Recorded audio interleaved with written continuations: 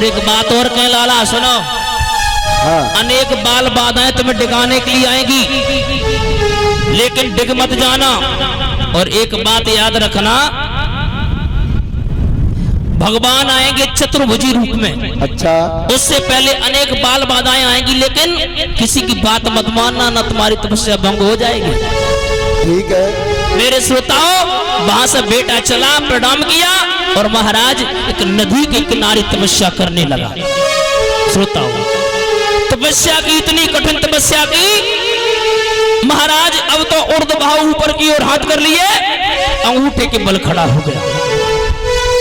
इंद्र का इंद्रासन हिलने लगा। इंद्र ने मन में विचार किया, तपस्या कहीं पूर्ण हो गई तो इंद्रासन का अधिकारी हो जाएगा। अप्सराओं को भेजा, अप्सराएं चली तो पास में पहुंची तो देखा, ओ जी देखो कितना छोटो है। सोई है। हाँ छोटो है, लेकिन बहुत छोटो है बहना। एक काम करो। हाँ बहना। हाँ। देख इधर देख, जय तो एक काम करो। हाँ। जय तो नाची कूद के रजाइली। माताओं सबने नाचे कूदे, कोई तो सांप बन करके जाती है और कोई तो माताओं माँ का रूप धारण कर लेती है, लेकिन ध्रुव पलक नहीं डिगा रहे हैं।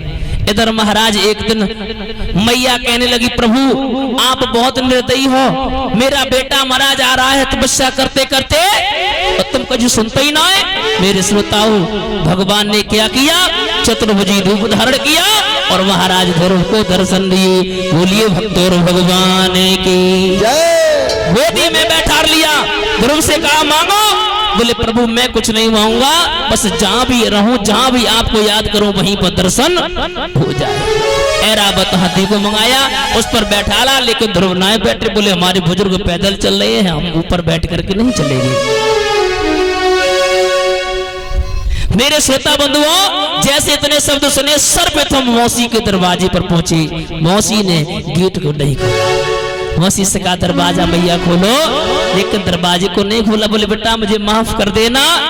उसके बाद में अपनी मैया के पास में गए तो मैया रोते रोते, माताओं आंखों से अंधी हो चुकी थी। मैया से कहा मैया तेरा लाडला आ चुका। मैया बोली बेटा मुझे आंखों से दिखाई नहीं देता।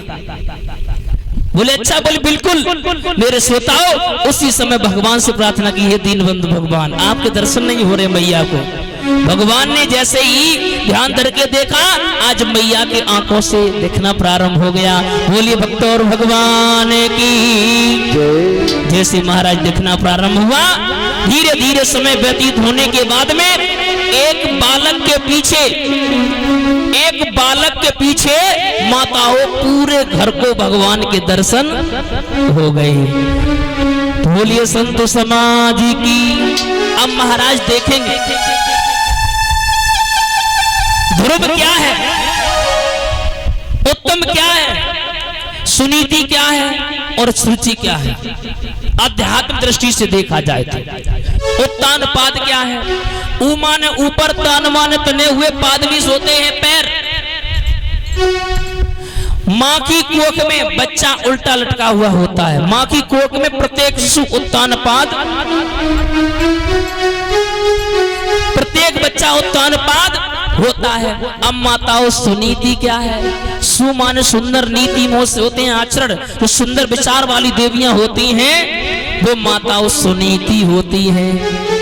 और सुरुचि का मतलब होता है स्वयं अपनी रुचि से काम करे, कऊ की बात नहीं माने, पति की बात नहीं माने, सास ससुर की बात नहीं माने, अपने अलावा कोई दूसरे की बात के अलावा कोई मतलब ही ना है। उसे कहते हैं सुरुचि।